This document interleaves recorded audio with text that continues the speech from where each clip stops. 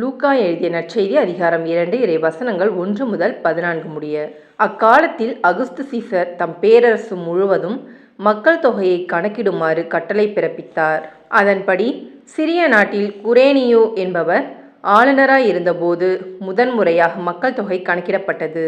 தம் பெயரை பதிவு செய்ய அனைவரும் அவரவர் ஊருக்கு சென்றனர். தாவீதின் வழிமரபினரான யோசேப்பும் தமக்கு மன ஒப்பந்தமான மரியாவோடு பெயரை பதிவு செய்ய கலிலேயாவிலுள்ள நாசரேத்து ஊரிலிருந்து யூதேயாவிலுள்ள பெத்லஹேம் என்ற தாவீதின் ஊருக்கு சென்றார். மரியா கருவுற்றிருந்தார். அவர்கள் அங்கு இருந்தபொழுது மரியாவுக்கு பேறுகாலம் வந்தது. அவர் தம் தலைமகனை பெற்றெடுத்தார். விடுதியில் அவர்களுக்கு இடம் கிடைக்கவில்லை. எனவே பிள்ளையை துணிகளில் பொதிந்து தீவன தொட்டியில் கிடத்தினார்.